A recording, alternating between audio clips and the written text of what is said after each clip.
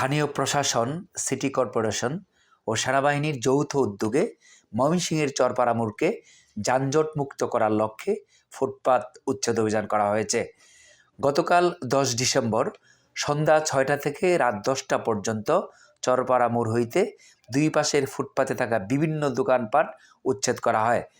অভিযান চলাকালে রাস্তার উপর পার্কিং, মোটরসাইকেল, প্রাইভেট কার সহ বিভিন্ন যানবাহনকে নগদ জরিমানা সহ মামলা প্রদান করা হয়।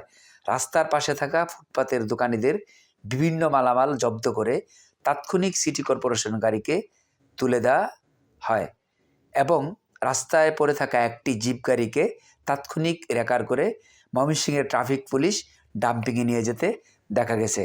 ময়মনসিংহ মেডিকেল কলেজ হাসপাতালের এবং এর ভিতরে পার্কিং করা 5টি অ্যাম্বুলেন্সকে কর্তৃপক্ষের নির্দেশে ট্রাফিক বিভাগ ডাম্পিংয়ে পাঠায়। সেনাবাহিনী, সিটি কর্পোরেশন এবং ছাত্র সমন্বয়কদের সহযোগিতায় আজকে আমরা একটা যৌথ অভিযান পরিচালনা করি। উক্ত অভিযানে আমরা হসপিটাল সহ চরপাড়া এবং আশেপাশে বিশেষ অভিযান পরিচালনা করি।